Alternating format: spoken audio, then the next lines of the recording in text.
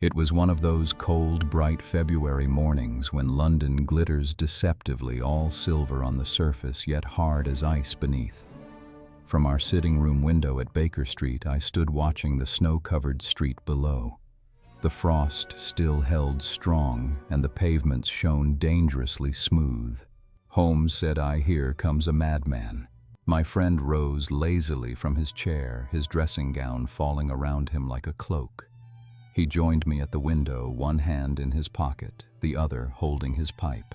Outside, a tall gentleman of about 50 was running down Baker Street, running in his black frock coat, pearl gray trousers, and glossy hat. His clothes shouted dignity, yet his face was a storm of panic. He waved his arms, stumbled, and muttered to himself as though trying to chase away invisible ghosts. Holmes smiled slightly. A banker, I should say, from his build and clothing. A man used to giving orders, not taking them. And yet he runs like a clerk being chased for debt, I observed. "Observe more closely," Watson, said Holmes. "The tremor of his hands, the way he keeps glancing at the house numbers. He is looking for us. I rather think this madman of yours is coming for help." Before I could reply, the man reached our door, rang the bell violently, and burst into our sitting room, still panting from exertion. His heavy face was pale, and his eyes wild with distress. For a moment, he could not speak. He merely stood there swaying, clutching at his hair like a man pushed to the edge of reason. Then suddenly, he struck his forehead against the wall with such force that both Holmes and I rushed forward to restrain him. "Steady, sir, steady," said Holmes, gently guiding him into the armchair. "You are among friends. Breathe deeply. When you have gathered yourself, we shall be glad to hear your story." Holmes had a voice that could calm even the most desperate soul, soft, precise, never hurried. Within a minute, the man had regained control. He drew a shaking hand across his brow and gave a long, trembling sigh. "No doubt you think me mad," he said hoarsely. "I think," Holmes replied, "that you have suffered a great trouble." "God knows I have," cried the man. "Such a blow might unseat any man's reason. Public disgrace I might endure, but not this horror that has destroyed my honor, my fortune, and perhaps my family." English expression. To unseat one's reason means to make someone lose control of their thoughts or sanity. Holmes leaned forward slightly. "Compose yourself, sir. Let me first know your name." "My name," said he, straightening his shoulders, "is Alexander Holder, of the banking firm Holder and Stevenson, Threadneedle Street." I started at the name. Even I, who rarely read the financial pages, knew it well. It belonged to one of London's most respected financiers, a man trusted by nobles and merchants alike. That such a person should appear before us in this state was startling indeed. Holmes nodded gravely. "You are welcome, Mr. Holder. Please begin at the beginning." The banker's voice steadied as he began. "Yesterday morning, a name of the highest nobility came to me seeking a loan £50,000 to be repaid within days. His manner was anxious, his urgency great. For security, he offered a piece of national treasure, the Beryl Coronet." I saw Holmes's eyes flash with interest. The Beryl Coronet, a priceless crown of 39 stones. A royal heirloom. "Just so," said Holder. "It was placed in my hands as security. I paid him the money and he left me with the coronet. But from the moment I touched it, I felt the weight of a curse upon me. What if something happened? What if it were lost, stolen, or damaged? The thought made my heart sick." English expression. The weight of a curse upon me, figurative phrase meaning to feel deep anxiety or guilt about responsibility. He continued, his voice trembling slightly. "I locked it in my private safe at the bank. Yet when night came, I could not rest easy. I feared thieves, fire, 100 dangers. so I decided to take it home to keep it within reach. I told myself it was safer there. Holmes nodded slowly, making a note in his little black book. And was it? Mr. Holder looked up miserably. No, it was the worst decision of my life. He paused, pressing his hands together. You see, Mr. Holmes, I live quietly with my niece Mary and my son Arthur. Mary is the light of my house, gentle, thoughtful, pure-hearted. Arthur, alas, has been a disappointment. He swallowed. I indulged him too much, I fear. He is wild, easily influenced by bad company, especially one man, Sir George Burnwell, who has visited us often. Arthur admires him beyond reason, though I have always distrusted him. Holmes raised a brow. A dangerous influence, then. Yes, Holder sighed.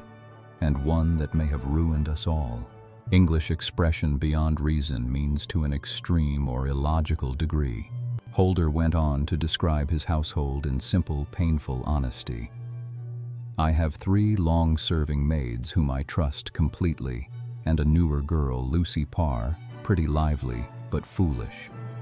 She sometimes meets a suitor by the garden gate. My niece disapproves, but the girl has caused no harm, or so I thought. He sighed heavily. Last night after dinner, I mentioned foolishly that I had a national treasure locked upstairs. My son Arthur laughed and said that the bureau lock could be opened by any key. I dismissed it as a joke. Yet later, when he asked me for £200 and I refused him, he left in anger. It was his 3rd request this month. The banker's voice grew hoarse. I checked the coronet before sleeping. All was safe. Then around 2 in the morning, I woke to a faint sound as of a window closing. I listened, and then I heard soft footsteps in my dressing room. Holmes sat forward slightly, his eyes half closed in concentration. I rose. Holder continued and opened the door quietly. There in the gaslight stood my son Arthur in his shirt and trousers, holding the coronet in his hands. The man's voice broke. He was bending it, wrenching at it with all his strength. I cried out, and he dropped it in terror. 3 of the barrels were gone, torn from the gold. I called him a thief. Oh God, forgive me. I called my own son a thief. He covered his face with his hands. Holmes said quietly, and what was his reply? He swore that none were missing, that I wronged him. But when I showed him the twisted gold and missing stones, he only folded his arms and said, "Keep your forgiveness for those who ask for it." Then I gave him up to the police. The banker's voice cracked on the last words. They searched everything. They found nothing.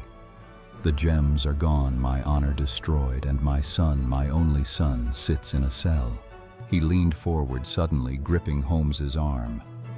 Mr. Holmes, I beg you find the truth. The police are blind. You are my last hope. Holmes looked into the man's face for a long moment. When he spoke, his tone was steady and almost kind. Mr. Holder, I shall take your case. But I warn you, the truth, when it comes, may wound more deeply than lies. Holder's lips trembled. I can bear the truth. Holmes nodded. Then we shall find it. Tell me, do you receive many visitors at home? Only my partner's family and Arthur's friends. Sir George Burnwell most often. Indeed, said Holmes, his eyes narrowing slightly. And this Sir George, you describe him as charming. Too charming, said Holder bitterly. A brilliant talker, a man of beauty and grace. But I have seen a look in his eyes that made my blood run cold. Holmes smiled faintly. Then, Mr. Holder, I think we are already following the same trail. He rose, filled his pipe, and said calmly, Watson, ready your coat. We are going to Streatham. English expression, follow the same trail, means to pursue the same line of reasoning or evidence. The banker stared at him in astonishment. You have already guessed something." Holmes smiled lightly. "My dear sir, I never guess. It is a shocking habit destructive to the logical mind. We shall go and we shall see." And with that, he reached for his violin bow as though tuning his mind for the game to come. The journey to Streatham was a quiet one. The banker sat across from us, his gloved hands clenched so tightly that the knuckles were white. I watched the city pass by the streets, narrowing, the houses growing larger, until at last we reached the quiet lanes of the southern suburb. Holmes sat motionless, chin upon his breast, his eyes half closed, lost in thought. Only once did he murmur almost to himself, "Broken gold, missing gems, silence when accused." Curious, very curious. When we arrived at Fairbank, the banker's home, the snow on the front lawn lay smooth and white, untouched, except for the narrow marks of the milkman's cart. The house itself was handsome and square, its windows glinting faintly in the pale sun. As we reached the door, Holmes halted. "If you please, Mr. Holder, allow me to walk once around the grounds before we enter. A house like a witness often reveals more than its owner suspects." He stepped away across the snow, his long figure moving slowly, eyes scanning the ground, pausing at every corner, hedge and path. I watched him cross from the carriage sweep to a narrow lane that led toward the stables, where the snow still lay thick and unmarked. Holder and I waited by the door in silence. After several minutes, I said gently, "Mr. Holder, have courage. Holmes has the patience of 10 men and the instincts of a hound. He will find something." Holder smiled faintly, though without hope. "God grant you are right, Doctor." A moment later, the door opened behind us, and a young lady entered the hall, tall, slender, with dark hair and eyes that shone even through the traces of weeping. There was an air of dignity about her sadness that touched me deeply. She went straight to her uncle and laid her hand tenderly upon his arm. "You have not released Arthur, have you, father?" "No, Mary," he said, his voice heavy. "The truth must be found. I cannot let this matter rest." "But I know he is innocent," she cried softly. "I feel it here." She pressed her hand to her heart. "You know what woman's instincts are." Holmes's voice came from the doorway behind us. "Indeed, Miss Holder, and in my experience they are often more accurate than men's logic." He stepped inside, brushing the snow from his coat.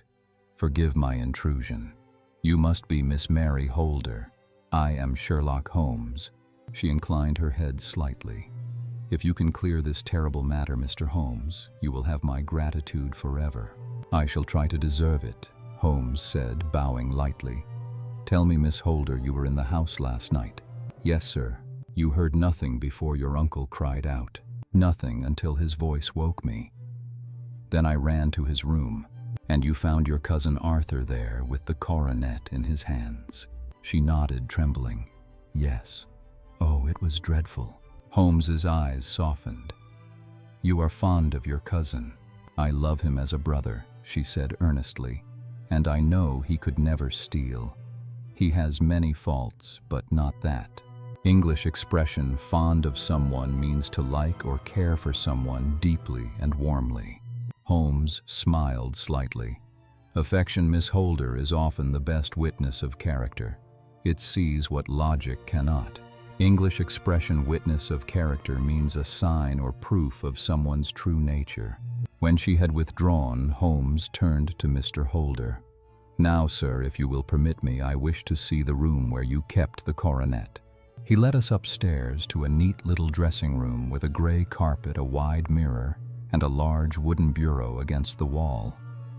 The room still smelled faintly of extinguished gas. Holmes moved straight to the bureau. "This is where it was locked." "Yes," said the banker.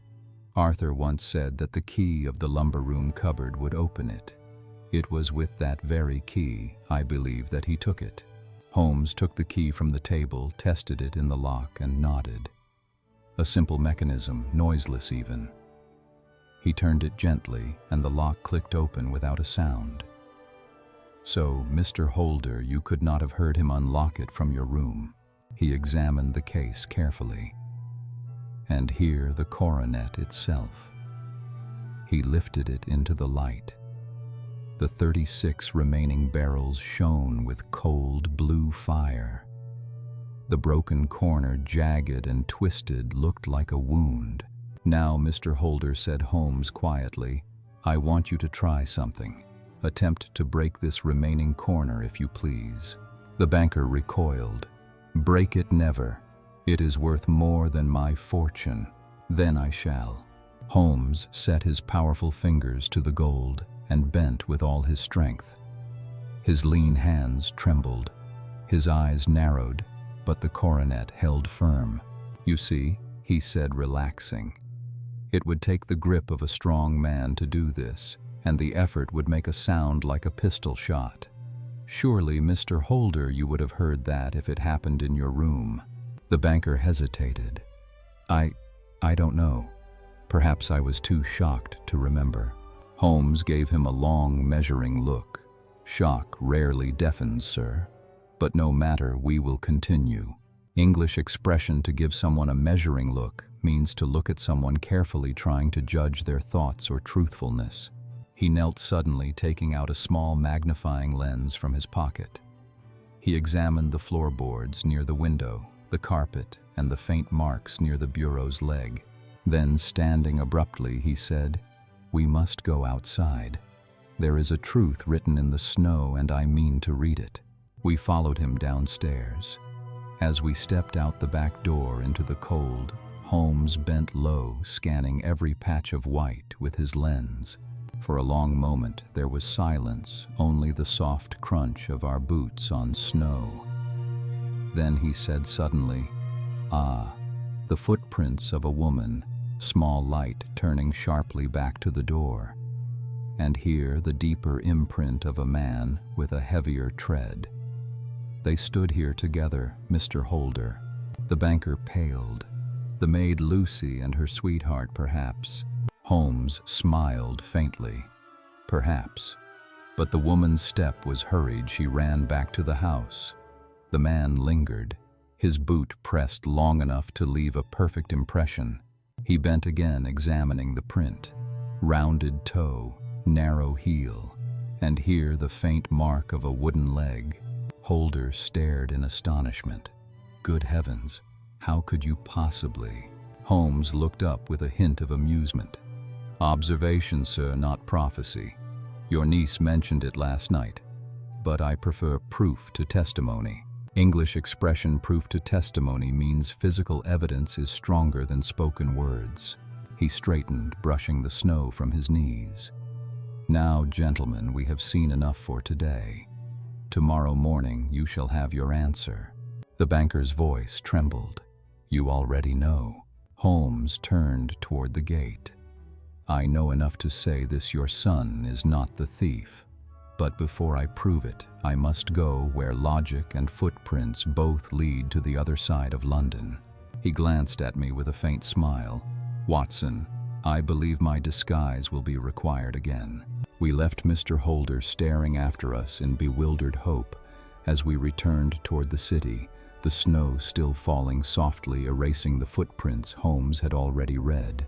By the time we returned to Baker Street, the sun had disappeared behind a thick veil of evening fog.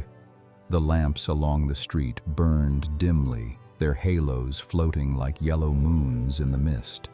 Holmes said nothing during the carriage ride back, and I, having long learned the futility of breaking his silence, merely sat watching his face, the sharp lines of concentration, the distant glimmer in his gray eyes.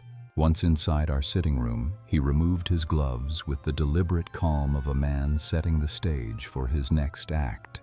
Watson, he said, this case, though tragic, is most satisfying intellectually. It is like a poem, precise, symmetrical, and logical, beneath the appearance of chaos. He crossed the room and began rummaging through a chest near the fireplace, the famous wardrobe of disguises.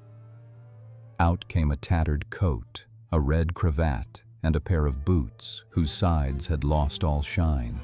You see, he continued, holding up the garments, the true criminal in this affair will not be found in Threadneedle Street or among the banking ledgers. No, he moves in the drawing rooms of London, smiling as he steals. A wolf wearing the manners of a gentleman. He slipped into the ragged coat, turned up the collar, and looked in the mirror. In an instant, the cultured detective had vanished. Before me stood a rough, shabby loafer, eyes alert, but face dull with the weary submission of the London poor. English expression wolf in sheep's clothing, someone who hides dangerous or dishonest intentions behind a pleasant or respectable appearance. Holmes grinned faintly at my expression. "You approve." I laughed.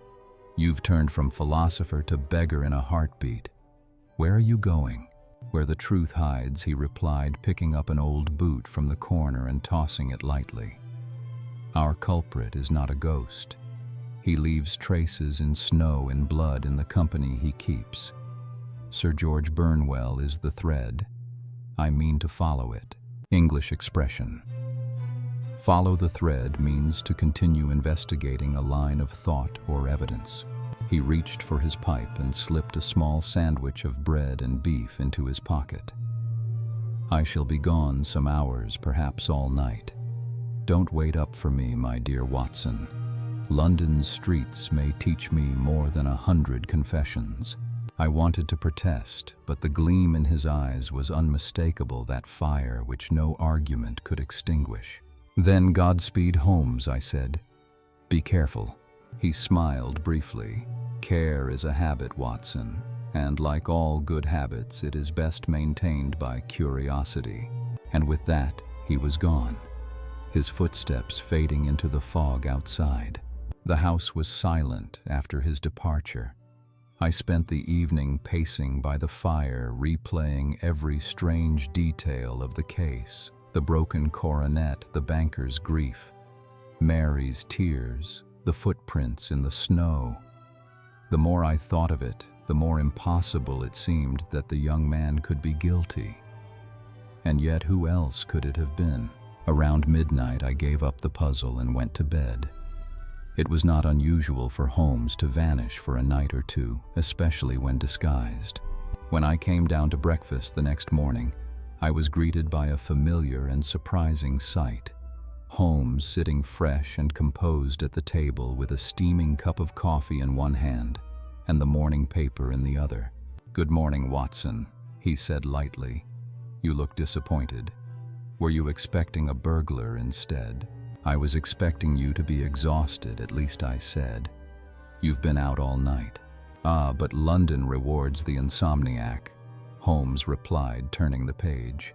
"I have been busy, my dear fellow, and productive. English expression reward the insomniac means that staying awake or persistent can lead to success or discovery." Before I could ask further, there came a ring at the bell. Holmes looked up. "That will be our client. He is punctual to the second, as befits a banker." Indeed, it was Mr. Alexander Holder, though the man who entered now was almost unrecognizable. His face was drawn and gray, his eyes hollow. "My niece, Mr. Holmes," he said without greeting, "has deserted me. She left the house last night. Her bed was empty this morning, and this note," he held out a crumpled letter, "was on the hall table." Holmes read it quickly, his expression unreadable. "My dearest uncle, I feel that I have brought trouble upon you, and that if I had acted differently, this terrible misfortune might have been avoided.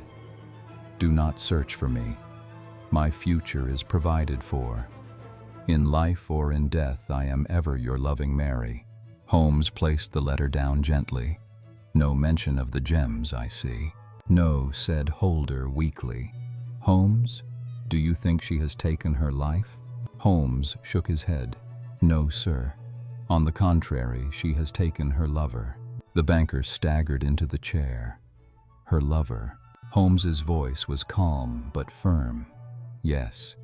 Your niece has fled with Sir George Burnwell, and I think it is time I told you that your troubles are nearly over." Holder stared. "Over? Have you found the gems?" Holmes smiled faintly. "I have found everything." He rose, went to his desk, and unlocked a small drawer. From it, he took a folded piece of chamois leather. Opening it carefully, he revealed a golden corner of the coronet, the missing piece, with 3 bright beryls still set in their sockets. The banker gave a cry of joy. "The stones! My God, you've recovered them." He pressed the piece to his chest, like a man holding his own life. Holmes watched him silently for a moment, then said softly, "You owe another debt. Mr. Holder, one of apology." The banker looked up in confusion. "To whom?" "To your son," Holmes said quietly. "For he has behaved like a gentleman, brave, loyal, and silent. It was not he who took the jewels." Holder's lips trembled. "Then who?" Holmes folded his arms. "That, sir, is what I am about to explain. English expression "owe someone a debt of apology" means to owe someone an expression of regret or acknowledgement of wrongdoing." He turned to me, his tone shifting into that familiar, steady rhythm of instruction, the tone of a teacher guiding a pupil through a logical exercise. "Watson, note the pattern. When a man's guilt is certain, he lies. When he is falsely accused, he falls silent." Mr. Holder's son said nothing, and that silence was his defense. I nodded slowly. Because to explain the truth, he would have had to expose someone else. Exactly. Holmes looked back at the banker. "Your son, sir, kept his cousin's secret, though she deserved none of his protection." Mr. Holder's face was pale. "You cannot mean—" "I do mean it," said Holmes gravely. "Mary, your niece, was the one who handed the coronet through the window to her lover. Your son saw her do it, and in trying to save your honor, fought the thief and bent the coronet in the struggle." The banker covered his face. "Oh, my poor boy, what a fool, what a blind fool I have been." Holmes laid a hand on his shoulder. "Not blind, sir, only human. You believed what you saw, not what you could not imagine. And that is why truth so often hides in plain sight." English expression "hides in plain sight" means something obvious is overlooked because no one expects it to be important. Holmes returned to his seat. "There is more to tell, of course, and I shall explain it step by step as a man might reconstruct a broken sentence. But for now, take comfort. Your honor, your fortune, and your son's name are all restored." Holder's eyes filled with tears. "Mr. Holmes," he whispered, "how can I ever repay you?" Holmes smiled faintly. "By learning to doubt the obvious." And as the clock struck 10, the mystery of the Beryl Coronet, though not yet fully spoken, was already beginning to shine clear as glass beneath the morning light. The morning light filtering through the curtains of Baker Street was pale and cold, the kind that makes the city look clean but not warm. Mr. Alexander Holder sat before our fire, his trembling hands wrapped around a cup of tea. His face was still drawn from sleeplessness and grief, yet some faint spark of relief had returned to his eyes. Holmes, standing by the mantelpiece, was calm as a teacher before a blackboard. He was preparing, I knew, to unfold the entire truth in his peculiar, methodical way, a blend of reasoning and storytelling that always felt like the solving of both a crime and a riddle.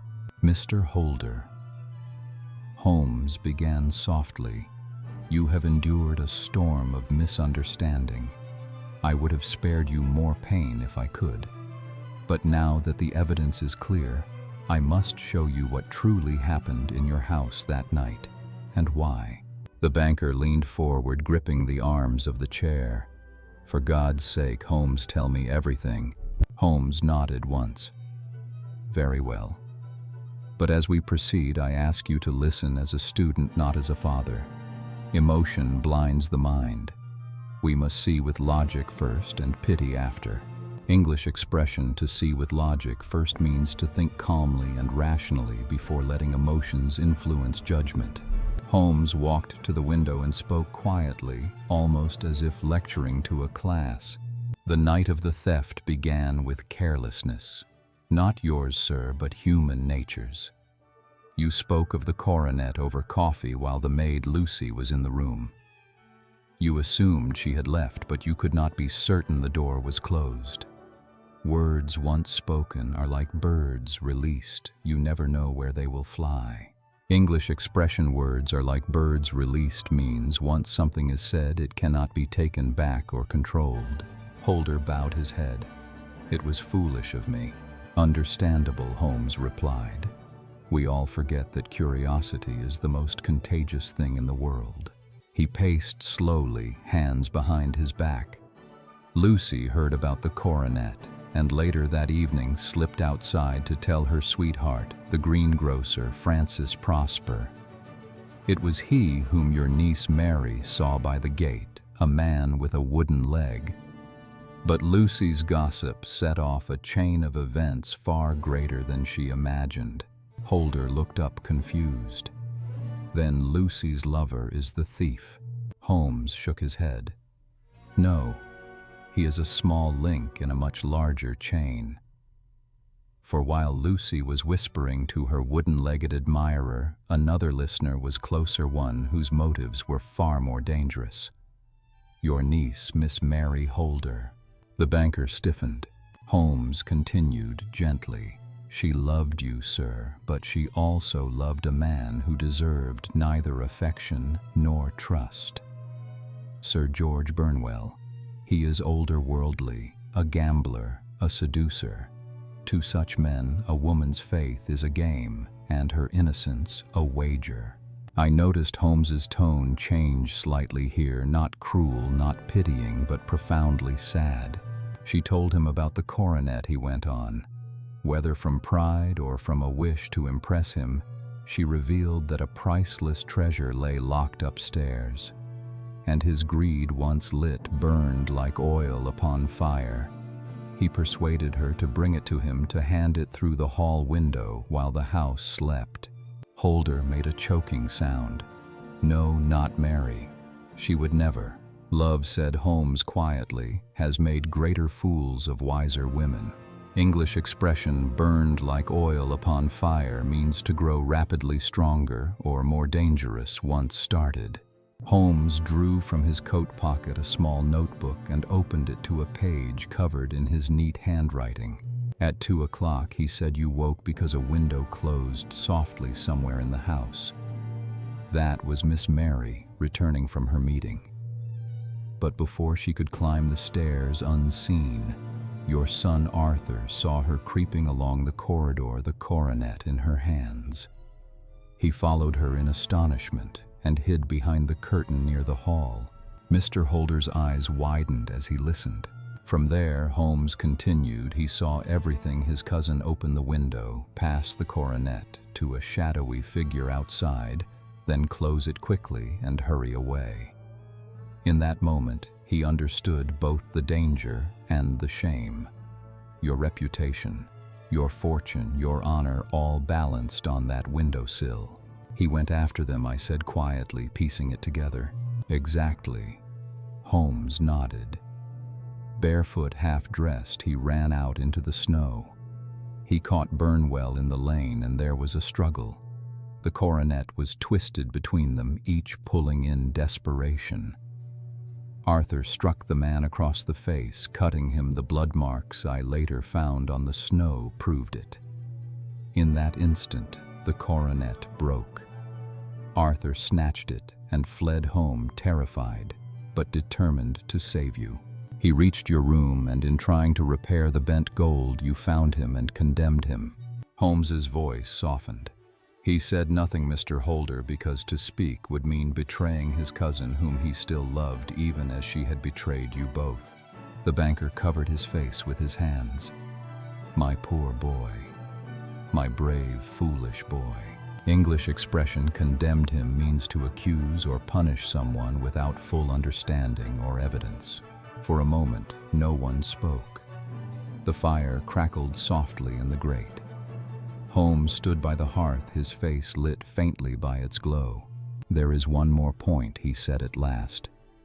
"When I went back to Streatham after our first visit, I disguised myself as a beggar and called at Sir George Burnwell's home.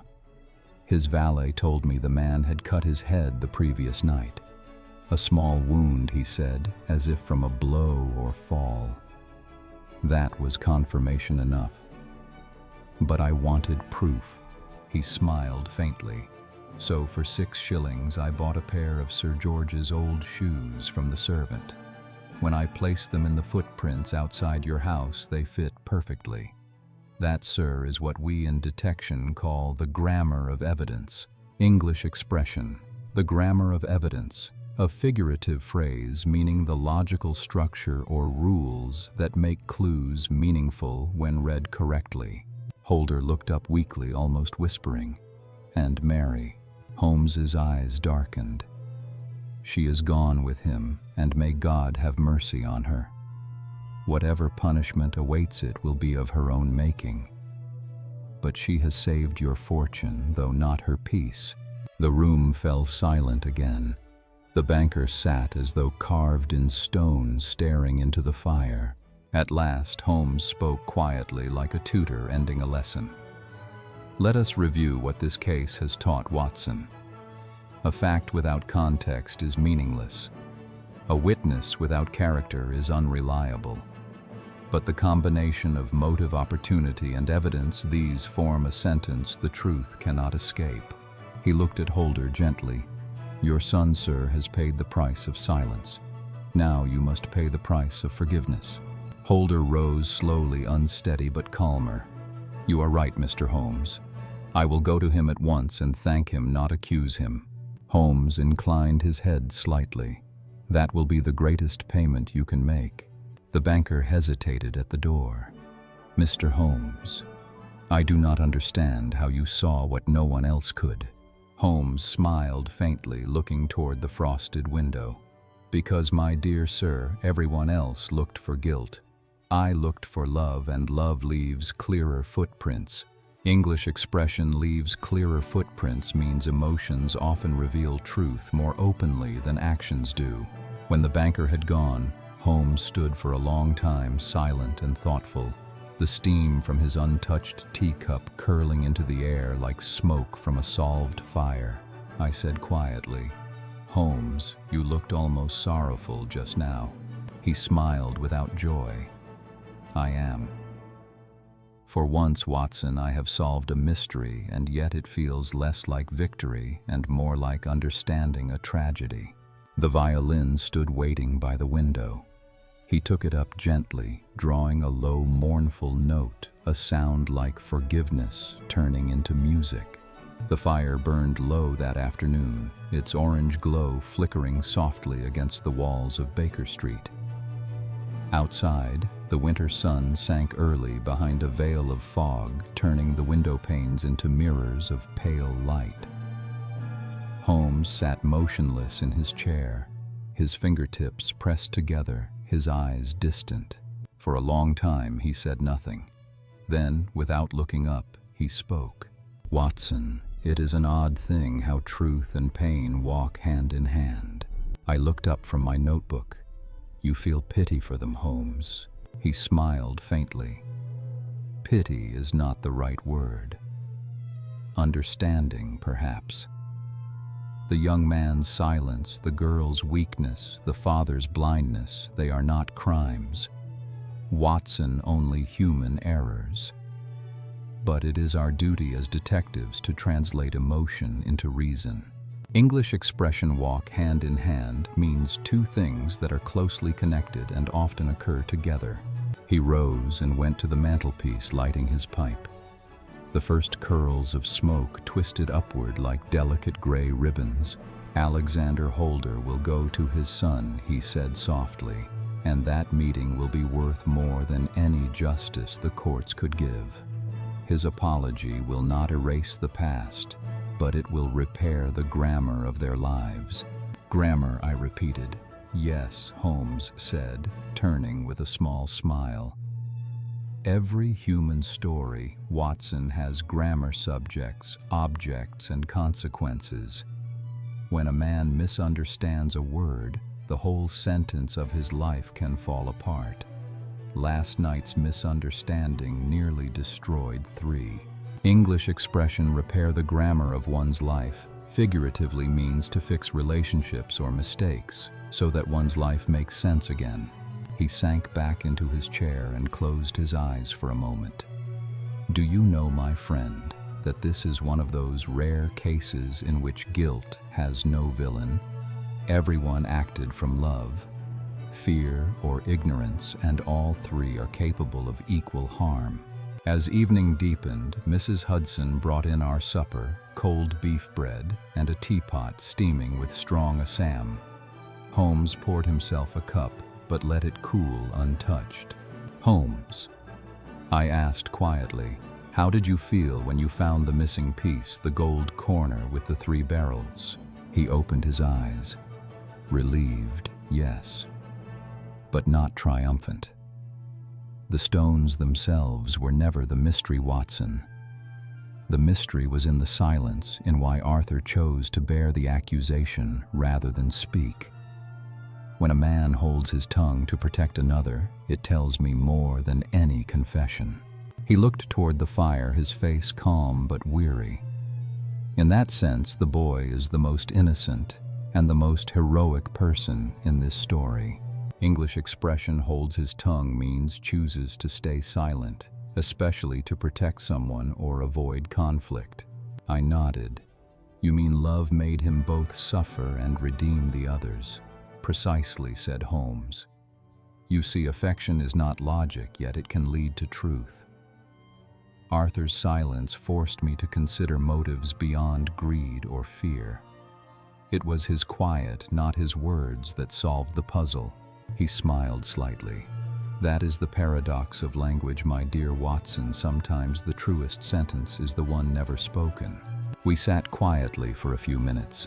Then Holmes leaned forward, resting his elbows on his knees.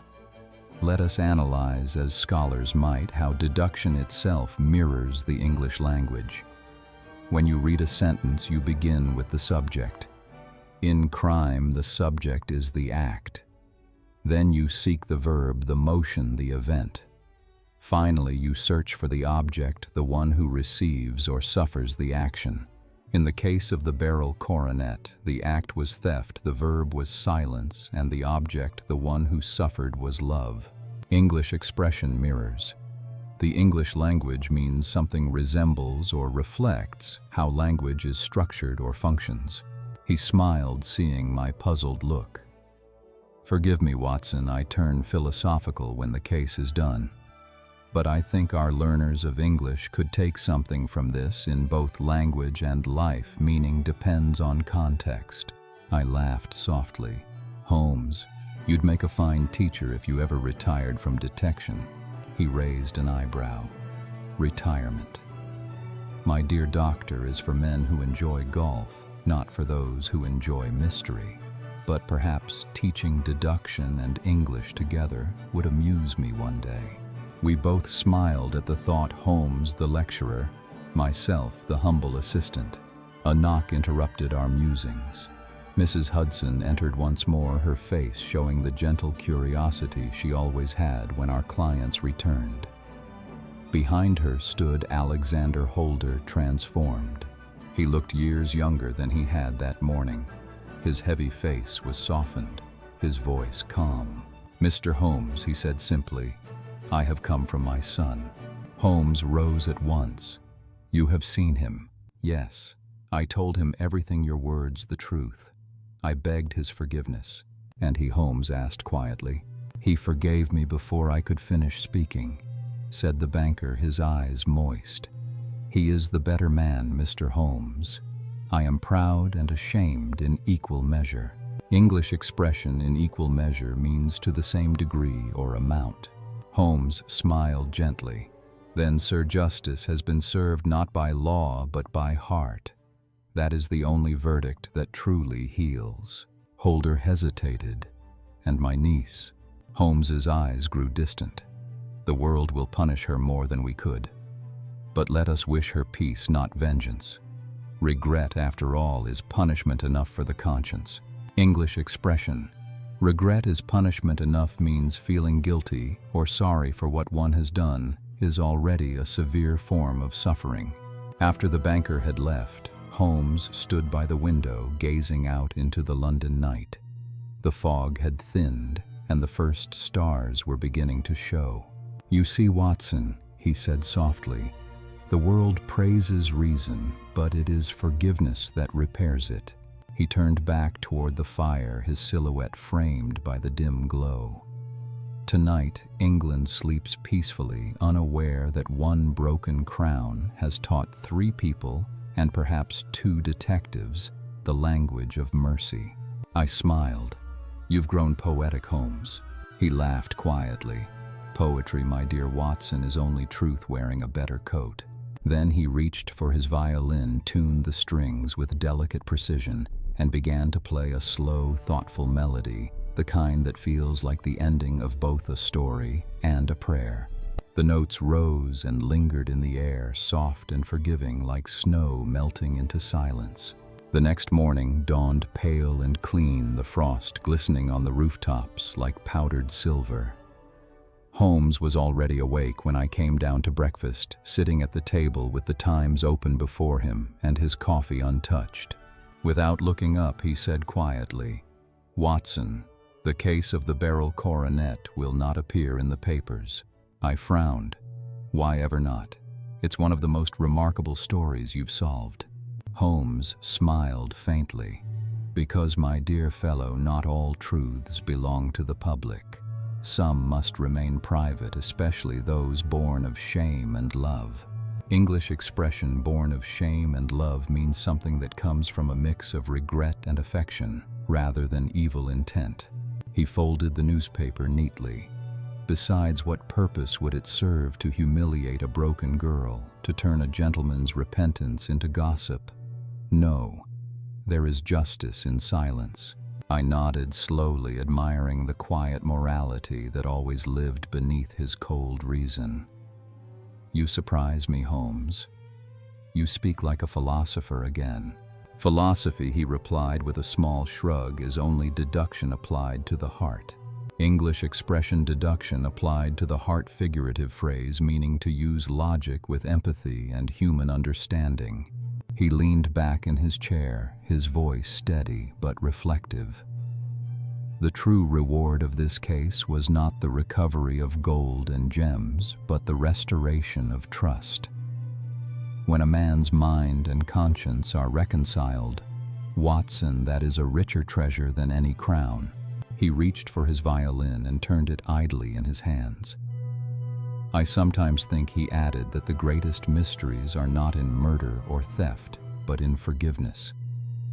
It is an emotion most people cannot deduce, yet it solves more suffering than all my cases combined." I smiled. "Forgiveness as a form of logic that's new even for you, Holmes." He glanced at me with amusement. "On the contrary, my dear doctor, it's the oldest logic in the world. To forgive is to understand the cause, and to understand is to end the conflict."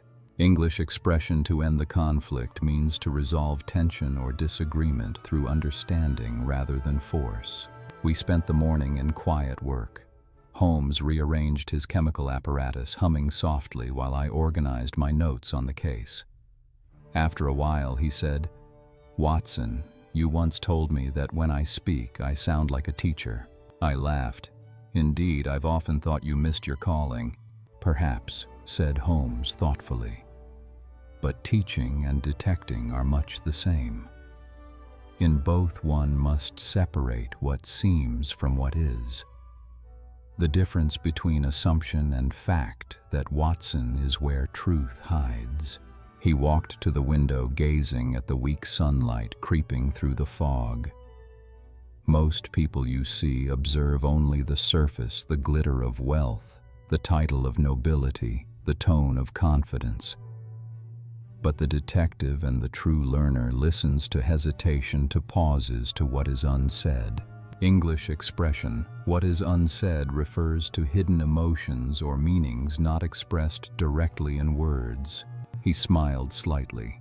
Language, Watson, is a mask. Deduction removes it. A knock at the door interrupted us. Mrs. Hudson entered with a small parcel wrapped in brown paper. "For you, Mr. Holmes." Delivered by special messenger, he opened it with his penknife. Inside was a velvet case, and within that the fully repaired Beryl Coronet, shining once more in its perfect symmetry. A note lay folded beneath it, from Alexander Holder, restored with gratitude and humility. I return it as I should have kept it in trust. Holmes smiled quietly. A fitting phrase in trust. You see, Watson, that is the true meaning of possession. To hold something valuable, not for oneself, but for others. He closed the case gently. The coronet, like its owner, is no longer bent, only tempered. English expression, tempered, means strengthened by hardship or refined through difficulty, much like metal after fire. Holmes walked back to the window and stood in silence for a long while. The city outside was stirring, the sound of carts and horses rising like a pulse through the morning air. After a moment he spoke again, this time softly, as though to himself. "Do you recall, Watson, how the coronet was twisted in the struggle, bent but not broken? It is a fine symbol for human nature. We endure strain, we lose our shape, but with truth and patience we can be set right again." I nodded. "Then perhaps every case you solve is really a story about people being straightened, not punished." He smiled. "Precisely. Punishment is the work of law. Restoration is the work of understanding." English expression, set right again, figurative phrase meaning to heal, restore, or correct what has gone wrong. The clock struck 10. Holmes lit a cigarette and watched the thin trail of smoke curl upward. "Watson," he said suddenly, "you might write this one differently." "How so?" "As a study in emotion rather than crime. Call it The Beryl Coronet, a lesson in truth. People should learn that not every mystery ends with guilt. Sometimes it ends with wisdom." I smiled, jotting the title down in my notebook. "And what will you do now?" He looked toward the foggy skyline with that distant glimmer in his eyes. "There's always another case, another human riddle waiting to be solved. But first, I think London deserves a little music." He lifted the violin, drew the bow softly across the strings, and filled the room with a quiet, tender melody. It was neither sad nor joyful, but something deeper. A song of broken things made whole again. And as the final note lingered in the air, I thought that perhaps Holmes, in his own peculiar way, had not just solved a crime, but given English itself a new lesson. That truth, like language, must first be understood before it can be spoken. The day after the coronet was returned, Baker Street was uncommonly quiet. The usual stream of clients' telegrams and policemen's boots on the stair was gone. Even Mrs. Hudson seemed to move more softly. The air itself had that rarest of London qualities, stillness. Holmes was at his desk, not with a magnifying glass or pipe this time, but with a notebook open and a stick of chalk in hand. Across the blackboard that he sometimes used for mapping cases, he had written in large letters, "The Grammar of Truth."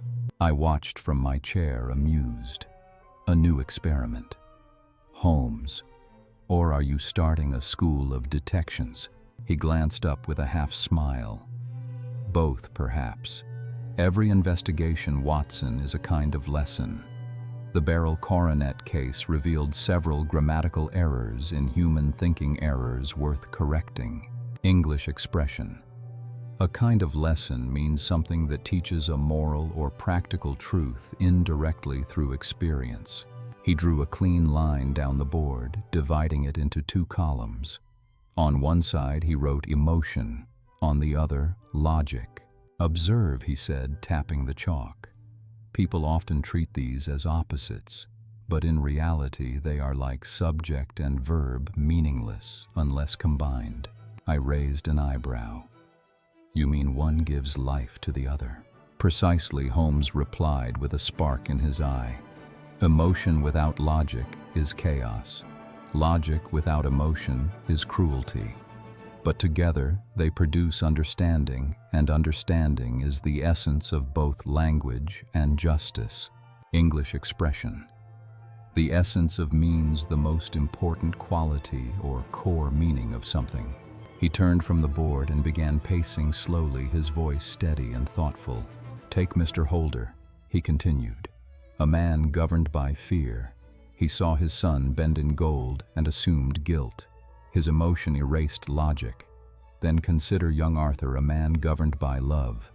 He saw guilt in another, but spoke no word. His emotions suppressed truth. And Miss Mary ruled by pride. She mistook charm for honor and destroyed 3 hearts in one night. Do you see, Watson?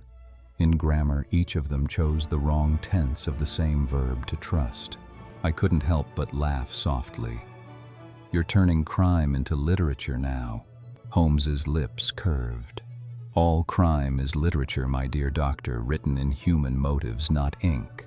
English expression, written in human motives, figurative phrase, meaning that every action tells a story about why people behave as they do. He resumed pacing. Now, if we were to translate this case into a lesson for students of English or of life, I would phrase it thus. Never conclude before you comprehend. To assume is to miss the meaning. To listen is to learn. He looked at me and added, we detectives are merely translators of behavior. We read gestures, tones, hesitations, the unspoken vocabulary of truth. I nodded slowly. And when people lie, Holmes said, smiling, that's when they use bad grammar. I laughed outright. You mean to say every lie has a grammatical error? He tapped his temple. Always. The verb does not agree with the subject. What a man claims to be and what he truly is do not match. English expression, the verb does not agree with the subject, used humorously here to mean someone's words don't match their true character or actions. He set down the chalk and poured himself a cup of tea. Watson, write that down in your next account. Call it Holmes's law of linguistic detection. All lies fail the test of agreement. I jotted it down, smiling. You're making language sound like a detective's weapon. He looked up. It is one. Words conceal and reveal with equal precision. The trained ear, whether of a linguist or a detective, can hear the tremor of deceit beneath even perfect grammar. I stared at him, fascinated. So deduction is really listening to English as if it were alive. Exactly, said Holmes. Every pause is a heartbeat. Every hesitation is a sigh of guilt. The tongue betrays before the mind confesses. English expression. The tongue betrays before the mind confesses means people often reveal the truth unintentionally through speech or behavior. We fell silent for a moment. Then Holmes continued more softly, his tone almost tender. You see, Watson, the Beryl Coronet was not just a case, it was a classroom. We witnessed a father misread his son, a lover misread her conscience, a detective correct their syntax of misunderstanding. That is why I call it the grammar of truth. He leaned back, looking satisfied. If I ever teach one day, perhaps I shall open the course with these 3 lessons. Observe before you conclude. Listen before you accuse. Forgive before you forget. I smiled, writing them down carefully. You make it sound like a creed. It is, said Holmes simply. A creed for detectives and for anyone learning to read human nature. The clock chimed 4. Outside, the lamplighter's pole gleamed through the window as he touched flame to each glass globe. London's evening mist began to glow gold at the edges. Holmes rose, fetched his violin, and spoke while tuning it. "Do you know Watson music and English share one rule?" I tilted my head. "Which is?" He smiled faintly. "Harmony depends on understanding pauses as much as notes. Silence, too, is part of speech. English. Expression. Silence is part of speech means moments of quiet or reflection can communicate as meaningfully as words themselves." He began to play a gentle melody, thoughtful, almost like a conversation between past and present. The sound filled the room, mingling with the fog outside, until Baker Street itself seemed to breathe. As I listened, I realized that Holmes, without meaning to, had created more than a lesson in logic. He had turned deduction into a language, and language into a way of seeing the soul. The tune ended slow and quiet, like a teacher closing a well-loved book. The following Sunday was one of those rare London mornings that feel borrowed from another country. Crisp air, a pale blue sky, and a silence only broken by the distant clip-clop of horses on Baker Street. I found Holmes standing by the window, watching the sunlight glimmer across the frosted rooftops. Without turning, he said, "Watson, I believe the city itself learns." I smiled. "Learns, Holmes? You sound as if London were one of your pupils."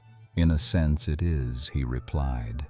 "Every crime, every confession, every moment of forgiveness, they are lessons written into its walls. The people hurry by, but London remembers. English expression written into its walls.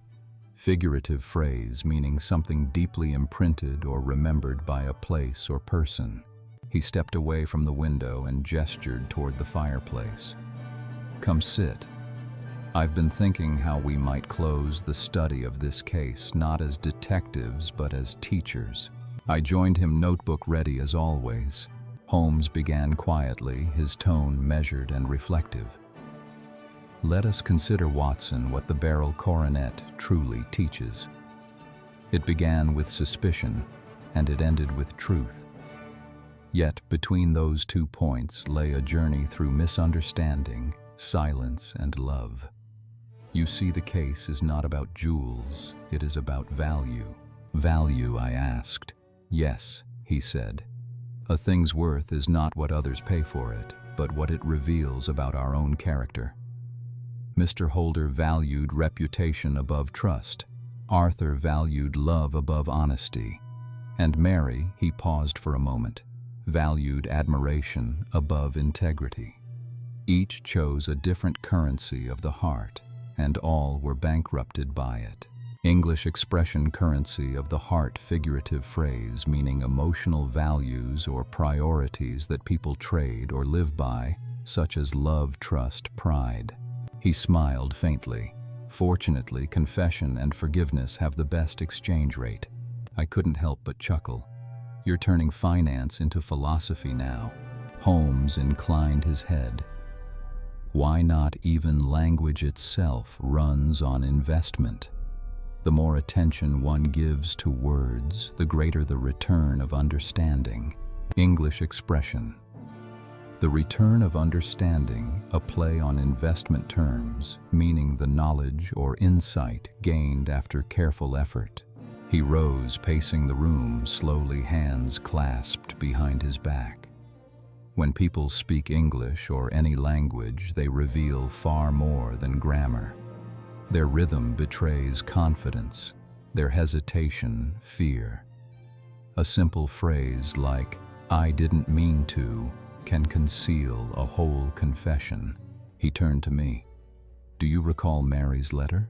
I nodded. Every word felt final, almost poetic. "Indeed."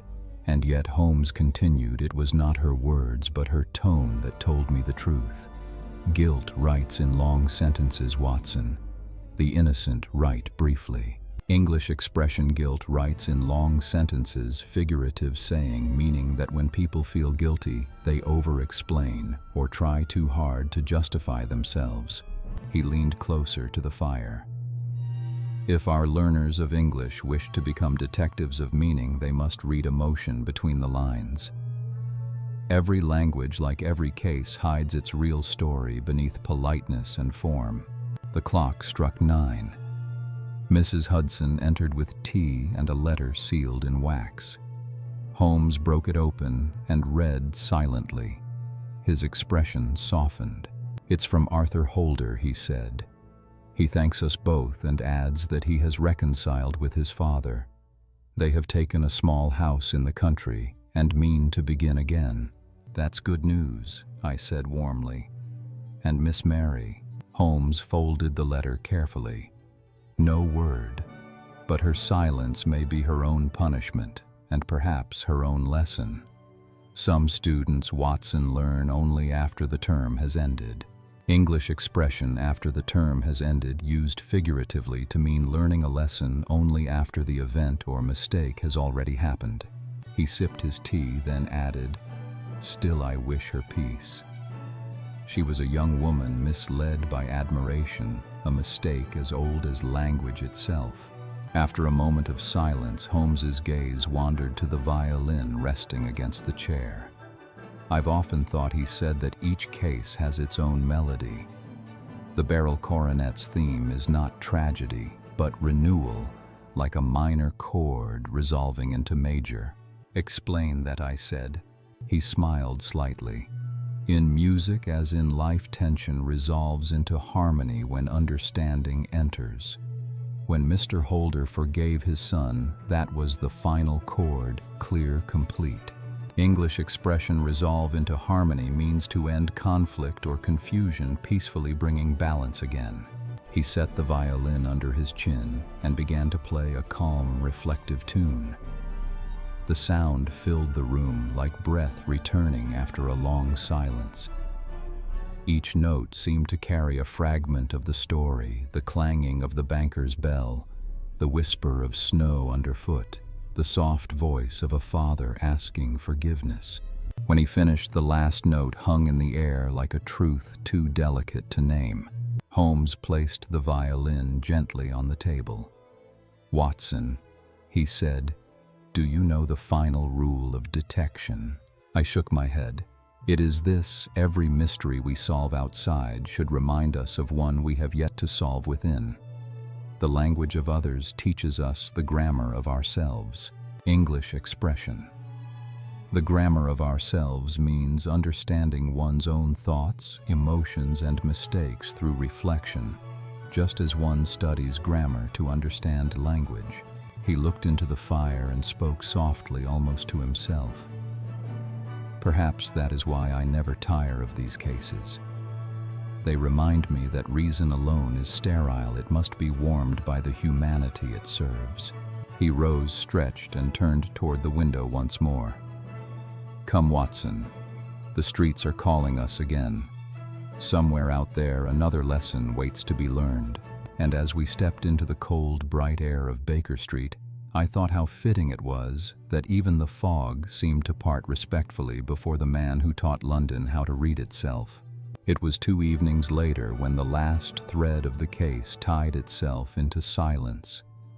The fire in our Baker Street sitting room had burned low, and the lamps cast a mellow circle of light across the floor. I was finishing a note for my journal when Holmes said in that quiet tone which meant his mind had been long at work, "Watson, we have spoken much about deduction and speech, but not yet about silence." I looked up. "Silence, Holmes." He smiled faintly. "Yes, the final chapter of every investigation and perhaps of every sentence. Words reveal, but silence resolves." English expression, "silence resolves," means sometimes quiet understanding or forgiveness can bring closure better than spoken words. He drew his pipe toward him, but did not light it. The smoke, he said, once clouded thought. "Consider the Holder family," he continued. "Every word they spoke deepened their wound. Only when they stopped accusing and began listening did they begin to heal. It is the same in English, Watson. The pause gives meaning to the line." English expression. The pause gives meaning to the line figurative phrase, meaning that space or rest between actions or words creates true understanding. For a moment, the sound of rain began to tap gently against the windows, the city breathing again after days of frost. Holmes turned his head slightly toward it. Do you hear that rhythm? London writes its own poetry, even in the rain. Each drop says something. Observation. Watson is simply the act of listening to what others ignore. He walked to the mantel, resting one hand upon it. In teaching English or life, I would say this: to speak well is to think clearly. To listen well is to feel truly. To pause well is to understand both. He turned to me, his expression soft. Those three are the pillars of communication, the real grammar of the heart. English, expression, grammar of the heart metaphor, meaning emotional intelligence. The ability to understand and respond to feelings as precisely as grammar governs language. Holmes, I said, closing my notebook, do you never tire of turning philosophy out of mere events? He smiled. I tire only of those who refuse to learn from them. You see, every case is a classroom. Some pupils leave wiser, others only older. And you, the teacher. He tilted his head. I am merely the student who refuses to graduate. English expression, refuse to graduate, figurative phrase, meaning someone who continues learning forever, never believing they know enough. He sat once more and stared into the flames. There is one more observation I made, Watson. In that household, each person sought to protect another, the father to shield the family's name, the son to shield his cousin's honor, and even the girl to shield her lover's deceit. In the end, their lies were born of love. And that, he said quietly, is why the truth took so long to arrive. English expression born of love means caused by love, even if the action itself is mistaken or harmful. He added after a pause, the English language is full of the same paradoxes. We say I'm fine when we are not. We say perhaps when we mean never. Humanity hides behind politeness, and the detective must learn to translate courtesy into truth. I chuckled. So in a way, your real job is decoding English, not crime. Holmes's eyes glinted. Exactly so. The criminal is only a poor speaker. His lies are grammatical errors of the soul. English expression, grammatical errors of the soul, poetic metaphor for moral mistakes or dishonesty that distort one's true nature. The fire cracked. He leaned back, eyes closing briefly, and said, You see, Watson, there are three languages. Everyone must learn the tongue, the gesture, and the silence. Master all three, and you can speak to truth itself. I smiled, pen poised above my page. Then I shall call this story The Beryl Coronet, the Grammar of the Heart. Holmes nodded approvingly. That would be just. There was a brief hush, the kind that settles only after full understanding. Outside, the rain had softened to mist. Inside, the fire glowed with that steady patience of old friendship. Holmes finally opened his eyes and said, Watson, we've done what language teachers dream of doing, turned confusion into clarity. And mystery into meaning, I added. He smiled. Exactly. He reached for his violin and drew the bow once across the strings, a low, warm note that trembled, then vanished. Another case finished, I said. Holmes set down the instrument. Another lesson begun. And there, amid the smoke silence and snowmelt of London, the mystery of the Beryl Coronet faded into its truest form. Not a crime to be solved, but a truth to be learned.